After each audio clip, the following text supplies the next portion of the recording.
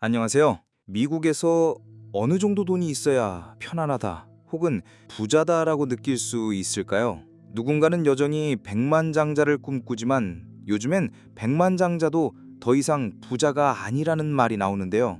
오늘은 막연한 이야기가 아니라 2025년 현재 미국의 경제 현실을 보여주는 냉정한 데이터를 준비했습니다. 연방준비제도의 공식 통계와 최신 설문조사를 통해서 지금 미국 각 계층의 자산 분포는 어떤지, 살인적인 물가 상승이 우리 삶을 어떻게 바꾸고 있는지, 그리고 진정한 경제적 풍요를 위해 무엇이 필요한지 오늘 속 시원하게 파헤쳐 보겠습니다. 자, 그럼 가장 먼저 짚고 넘어가야 할 게 있는데요. 미국에서는 연봉이 얼마인지보다 순자산, 그러니까 내 모든 자산에서 빚을 뺀 진짜 내 돈이 얼마냐, 이게 경제적 위치를 가늠하는 훨씬 중요한 잣대가 됩니다. 미국 중앙은행인 연방준비제도에서 아주 흥미로운 재료를 내놨는데요. 이걸 보면 미국의 자산 계층이 정말 적나라하게 보입니다. 가장 하위 25% 계층은 순자산이 3만 달러 미만, 하위 중산층은 약 3만에서 29만 달러,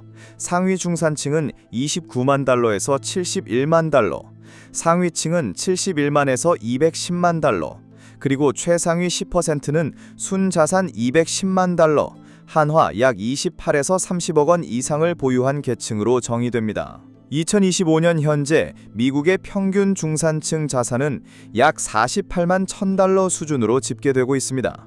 이 중 상당 부분은 부동산, 즉 자택과 은퇴 계좌 등에 집중되어 있고, 소비 여력이나 유동성 자산, 즉 현금, 예금은 비교적 적습니다.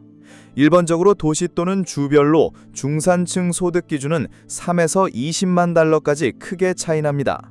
예컨대 매사추세츠나 캘리포니아, 뉴욕 등 대도시권에서는 중산층 진입 시작선도 6에서 9만 달러, 상위 기준은 15만에서 28만 달러로 전국 평균을 훨씬 웃돌지만, 미시시피, 루이지애나 등 주에서는 3만에서 10만 달러대 소득만으로도 중산층에 속합니다. 이런 격차가 점점 더 벌어지고 있다는 걸 보여주는 게 바로 지니 계수라는 건데요. 이 수치가 계속 올라가고 있다는 건 부의 집중 현상이 갈수록 심해지고 있다는 뜻입니다. 그런데 여기서 정말 아이러니한 점이 있습니다. 뉴스에서는 미국 전체 자산이 역대 최고치라고 하는데 왜 내 삶은 그대로일까요? 그 이유는 이렇게 늘어난 돈이 대부분 주식이나 부동산에서 나왔고, 이 자산들을 원래 가지고 있던 상위 10%가 전체 부의 67%를 차지하기 때문이에요. 하위 50%의 자산을 다 합쳐도 전체의 2.5%밖에 안 됩니다. 여기에 우리를 더 힘들게 하는 진짜 복병이 있죠. 바로 인플레이션입니다. 지난 3년 동안 미국의 물가는 정말 무섭게 치솟았습니다. 집값은 평균 40% 이상 올랐고요.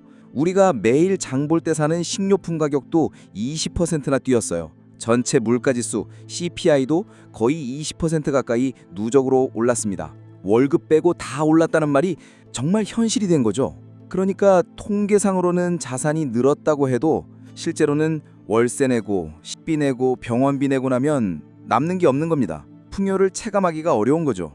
예전에는 아메리칸 드림의 상징하면 백만장자였잖아요.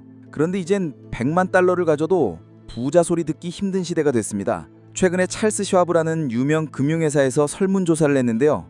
미국 사람들은 이제 순자산이 평균 220만 달러, 그러니까 우리 돈으로 30억 원은 있어야 이 사람 부자구나 하고 생각한대요. 그리고 그냥 재정적으로 편안하다고 느끼는 수준도 77만 4천 달러, 약 10억 5천만 원은 있어야 한다고 답했습니다. 물론 이 자산이라는 게 나이에 따라서도 크게 달라지겠죠. 보통 35세 미만 청년층의 중위 순자산은 3만 9천 달러 정도고요. 사회생활을 시작하고 자리를 잡기 시작하는 35세에서 44세는 13만 6,600달러, 자녀를 키우고 경력의 정점에 이르는 55세에서 64세는 36만 4,500달러, 이렇게 쭉 늘어납니다. 여기서 중요한 건 평균이 아니라 중위값이라는 거예요. 소수의 엄청난 부자들 때문에 평균은 확 올라가지만 딱 중간에 있는 대다수 사람들의 현실은 이 중위값에 더 가깝다는 거죠. 자, 그럼 이렇게 팍팍한 현실 속에서 우리는 뭘 해야 할까요? 전문가들이 공통적으로 이야기하는 두 가지 현실적인 전략이 있습니다. 첫째는요, 꾸준한 장기 인트로제예요. 어렵게 생각할 것 없이 매달 $500씩 S&P 500 같은 지수 펀드에 30년 동안 꾸준히 넣는다고 상상해 보세요. 그럼 복리의 마법 덕분에 원금 18만 달러가 100만 달러가 넘는 돈으로 불어날 수 있다는 계산이 나옵니다. 미국의 많은 백만장자들이 바로 이 방법으로 부를 쌓았다고 하죠. 두 번째는 아주 기본적인 건데요. 바로 지출 관리예요. 나도 모르게 매달 빠져나가는 구독 서비스나 불필요한 보험료 같은 좀비 계정만 잘 정리해도 생각보다 많은 돈을 아낄 수 있습니다. 고소득자라고 예외가 아니에요. 오늘 여러 데이터를 살펴봤는데요. 결론은 명확합니다. 오늘날 미국에서 부자라고 느끼는 기준은 정말 많이 올라갔고 양극화와 물가 상승은 우리 모두를 압박하고 있다는 거죠. 실제로 70년대에는 미국인 10명 중 6명이 중산층이었는데 이젠 5명으로 줄었다고 해요.